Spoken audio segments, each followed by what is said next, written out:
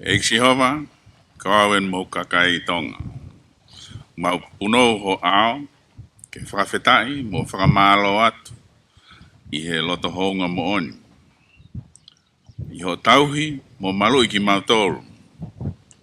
Ne whaki atu e ho mautui, ko Taufa'ahau Tupou ruaki, ke mau tofia atu ki he afiona.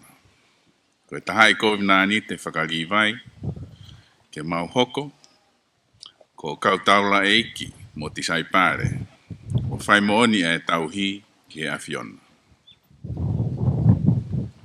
Ke mau uki e tau tangata, mo I tūkui whanua, o hange ko ia na e whai ho mau ruaki whaa.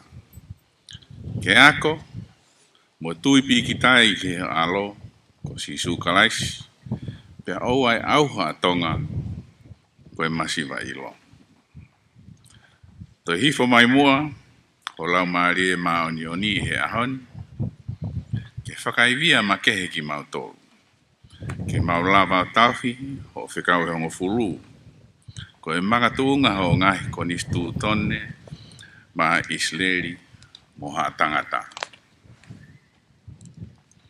Mau kau whakataha mo Isleri, ko e kakai na e whiri ko tofia. Ka koe tui o Tonga, na ne whiri e ia e afiona, ko ho mau tofia. Exihova, ko toi Moimoi atu a Tonga, e kakai, kere mo e whanua kotoa. Tari mua ki mautou, he kui kai ha mautou e tauhi whalalaanga. Pe ha mautou e maluanga. Ka koe afiona pe, ko ho mautofia. Iho huawha, Sisu Kalaisi, ko FAKAFO'OU e toi tuku atu o Tonga ki ho afio e Otua MAFIMAFI. Amen.